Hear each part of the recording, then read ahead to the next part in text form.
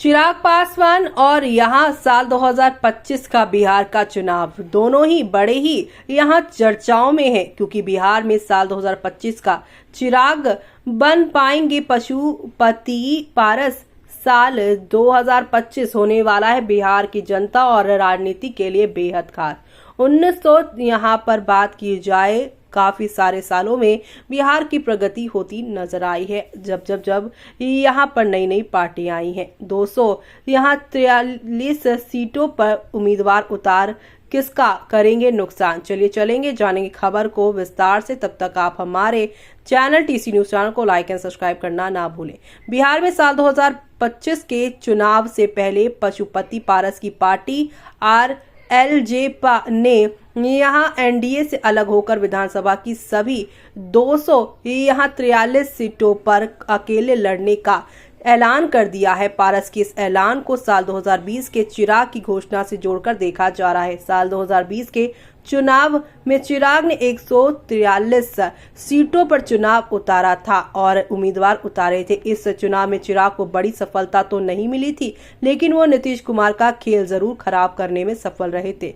चिराग की वजह से नीतीश कुमार की पार्टी बिहार में तीसरे नंबर की पार्टी बन गई। अब सवाल उठ रहा है कि इस बार पशुपति पारस किसका खेल यहाँ पर खराब करेंगे। साल 2020 के विधानसभा चुनाव में एनडीए से अलग होकर चिराग पासवान ने 143 सीटों पर उम्मीदवार उतारा था। चिराग सीट शेयरिंग पर नीतीश से नाराज चल रहे थे। पूरे चुनाव में चिराग ने बिहार फर्स्ट, बिहारी फर्स्ट का नारा दिया, तो वहीं चिराग खुद तो इस चुनाव में सफल नहीं हो पाए, लेकिन उन्होंने नीतीश कुमार का खेला बुरी तरीके से बिगाड़ दिया।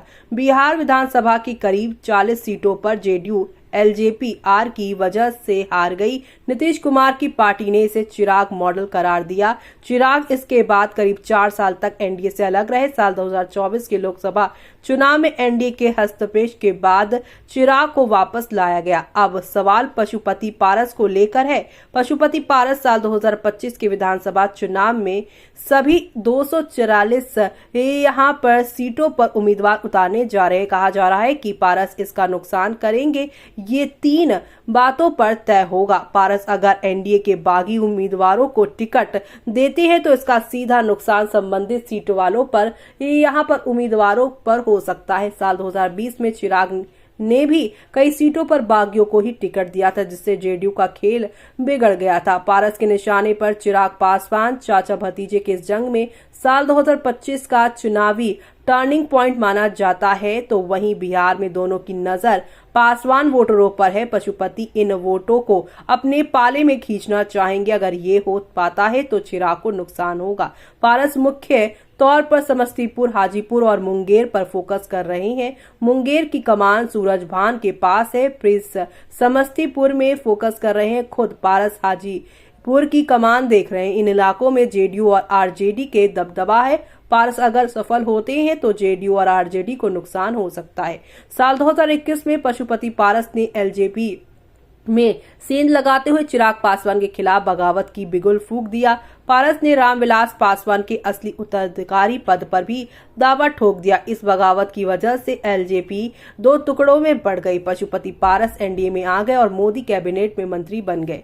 एलजेपी के शीर्ष पद से सड़क पर आ चुके चिराग लोगों के बीच निकल गए। साल 2024 के लोकसभा चुनाव से पहले बीजेपी ने दोनों गुटों को जोड़ने की कवायद की, लेकिन पारस ने समझौते से इनकार कर दिया। आखिर में बीजेपी ने पारस को छोड़ चिराग को अपने साथ ले लिया। चिराग को लोकसभा में समझौते के तहत कुल 5 सीटें मिली। चिराग इन 5 की सीटों में जीतने में कामयाब रहे। तो वहीं पशुपति पारस ने न केवल लोकसभा लड़े और न ही कहीं गए। लोकसभा चुनाव के बाद से ही पारस अपना राजनीतिक ठिकाना तलाश रहे हैं। बिहार में विधानसभा की 240 सीटों पर अक्टूबर साल 2025 में चुनाव प्रस्तावित है। इस बार बिहार के दंगल को त्रिकोणीय होने की बात कही जा रही है। एक तरफ बीजेपी जेडीयू के साथ एनडीए गठबंधन, तो दूसरी तरफ कांग्रेस और आरजेडी के साथ इंडिया गठबंधन। प्रशांत किशोर की पार्टी भी मैदान में है। पारस की एंट्री ने यहाँ पर चतुष्कोटीय मुकाबले की यहाँ पर चर्चा छेड़ दी है। ऐसे में अब आपका इस पूरी खबर पर क्या कहना है, हमें कमेंट बॉक्स में कमेंट करके बताना बिल्कुल भी ना भूलें आप।